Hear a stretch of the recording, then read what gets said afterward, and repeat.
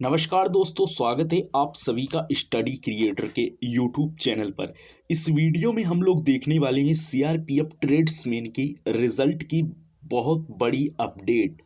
क्या रिजल्ट कब तक जारी होने वाला है, ऐसे बहुत सारे आपके डाउट होंगे। जैसे कि आपको मैं यहाँ पे बता देता हूँ कि सीआरपीएफ ट्रेड्समैन का रिजल्ट आपका कब तक जारी हुआ, ऐसे बहुत सारे आपके डाउट होंगे। या फिर कह सकते हो कि कितने नंबर पर होगा इस बार सिलेक्शन सीआरपीएफ ट्रेड्समैन की मैं बात कर रहा हूँ। अगला आपका क्वेश्चन होगा नॉर्मलाइजेशन कितना मिलेगा और किसको मिलेगा। ये नॉर्मलाइजेशन आखिर होता क्या है, ऐसी भी बातों पर हम चर्चा करेंगे और आपको डिटेल से बताएंगे। अगली जानकारी है कट ऑफ कितना जा सकता है, ट्रेड वाइज जाएगा या स्टेट वाइज जाएगा, या मतलब दोनों तरीके से जाएगा। तो ऐसे बहुत सारे सवाल हैं, तो आपको एक एक करके सारे सवालों के जवाब इस वीडियो में मिलेंगे। इसलिए इस वीडियो को आपको अंत तक देखना है। तो चलिए इस वीडियो को शुरू करते हैं। देखिए सीआरपीएफ ट्रेड्समैन का रिजल्ट कब तक आएगा, इस पर हम बाद में बात करते हैं। सबसे पहले नंबर में आपको जानकारी देते हैं जैसे कि कितने नंबर पर सिलेक्शन इस बार होगा। तो काफ़ी सारे लोग कमेंट करते हैं कि सिलेक्शन किस तरीके से कितने नंबर पर होगा। बहुत सारे लोग कमेंट करते हैं कि मेरे 60 नंबर हैं, 60 से 70 नंबर हैं, या फिर बहुत सारे लोग कमेंट करते हैं कि 40 से 30 नंबर यहाँ पर मेरे हैं, या फिर इनके अंदर बीच में मतलब आता है।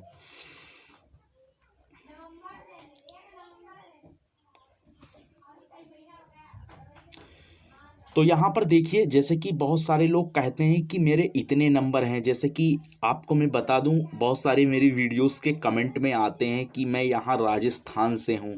देखिए सबसे पहले नंबर में आपको मैं बता दूं, यहाँ पर क्या होगा कि 8 गुने बच्चे जो भी जिन्होंने भी एग्ज़ाम दिया था, 8 गुना लोग क्वालिफाइड किए जाएंगे। ठीक है, 8 गुना लोग क्वालिफाइड किए जाएंगे। इसके बाद में उन क्वालिफाइड को डायरेक्ट फिजिकल के लिए बुलाया जाएगा। लेकिन फिजिकल के लिए कब बुलाया जाएगा, पहले कट ऑफ कितनी जाएगी उस पर भी कुछ जानकारी मिलेगी। और जैसे कि जब भी अगर आप पहले की देखोगे तो पहले और अब में बहुत अंतर है, क्योंकि पहले ज़्यादातर सरकारी नौकरियों पर लोग ध्यान ज़्यादा नहीं देते थे। इस समय आप देखोगे अगर छोटी सी भी भर्ती आती है तो काफ़ी ज़्यादा फॉर्म पड़ जाते हैं। ठीक है, तो ये बात एक हो गई है। इसके बाद में मान लीजिए अगर आप लोगों के जैसे कि 30 नंबर हैं, 30 या मान लीजिए जैसे कि 40 नंबर हैं, तो इनके आप लोगों के अगर बीच में नंबर हैं तो आपकी सिलेक्शन के समय आपकी ट्रेड डिसाइड करेगी कि आपने कौन सी ट्रेड में भरा हुआ था। देखिए आपको मैं बता दूं कि दफ्तरी की एक ट्रेड आई हुई थी, दफ्तरी की। ठीक है, इसके बाद में एक आई थी चपरासी यानी कि पियोन की एक आई थी। ठीक है, जो कि जिसमें कि कितनी हाइट मांगी गई थी आपको भी पता होगा, 165 हाइट मांगी थी गई थी। और उसकी उसकी कुछ अलग से पोस्टें ऐड की गई थी।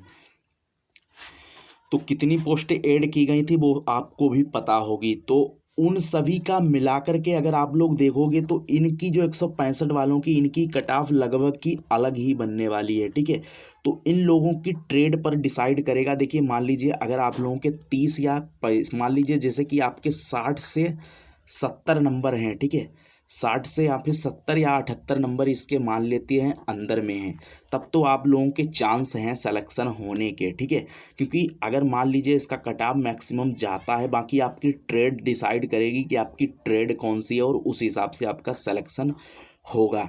ठीक है, इसके बाद में हम लोग बात करते हैं जैसे कि नॉर्मलाइजेशन में हमें क्या फ़ायदा मिलता है। देखिए नॉर्मलाइजेशन में हमें बहुत बड़ा फ़ायदा मिलता है। जैसे कि मान लीजिए आपका एक शिफ्ट में एग्ज़ाम हुआ था, जैसे कि पहली शिफ्ट में आपका एग्ज़ाम हुआ था। ठीक है, आपका पहली शिफ्ट में एग्ज़ाम हुआ था, वहाँ पर क्या हुआ, आपको कोई भी एग्ज़ाम का पैटर्न भी नहीं पता था कि एग्ज़ाम में क्या आने वाला है।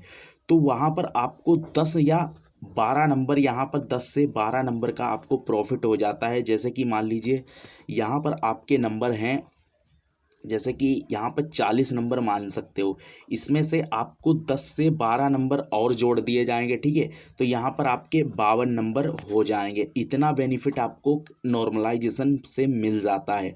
और बहुत सारे लोग कह रहे हो कि नॉर्मलाइजेशन क्या सभी पर मिलता है, तो ऐसा नहीं होता। देखिए मान लीजिए जिसका लास्ट में एग्ज़ाम होता है, जैसे लास्ट पाली में, तो उनको बहुत ही कम नॉर्मलाइजेशन मिलने के चांसेस रहते हैं। क्यों? क्योंकि उनको एग्ज़ाम का पैटर्न पता चल जाता है और उन्हें क्या आता है, मतलब किस लेवल का आता है, तो इसलिए उनको नॉर्मलाइजेशन में ज़्यादातर फ़ायदा नहीं मिलता है। और शुरुआत वाले जितनी भी पाली होती हैं, जैसे एक दिन पर जितना पेपर होता है जैसे कि, तो जितनी पाली हुआ हो तो उनको नॉर्मलाइजेशन ज़्यादा मिलने का फ़ायदा रहता है। और नॉर्मलाइजेशन से ये होता है कि मान लीजिए आपके यहाँ पर 50 नंबर हैं, तो आपको यहाँ 70 नंबर वाले से, मतलब इसके अनुभवी आपको ले आते हैं, जैसे कि 50 से 55 कर देंगे या फिर 60 कर देंगे। अब मान लीजिए 70 वाले का इसमें क्या नुकसान होगा, तो कभी कभार क्या होता है कि 70 वाले का एग्ज़ाम मान लीजिए चौथी पाली में हुआ है, ठीक है, चौथी पाली में, तो इसका क्या होगा, इसका थोड़ा सा नंबर घटा भी दिया जाता है। ऐसा काफ़ी बार हुआ है। नॉर्मलाइजेशन से यही नुकसान होता है और यही वाला प्रॉफिट होता है। आई होप आपको नॉर्मलाइजेशन का भी पूरा सब कुछ समझ में आ गया होगा। इसके बाद में मान लीजिए बात करते हैं, देखिए कट ऑफ ऐसे तो बताना बहुत ज़्यादा मुश्किल है, ठीक है, ऐसे बहुत ज़्यादा मुश्किल है, इसलिए आपको कट ऑफ के बारे में अभी कुछ नहीं बता सकते हैं।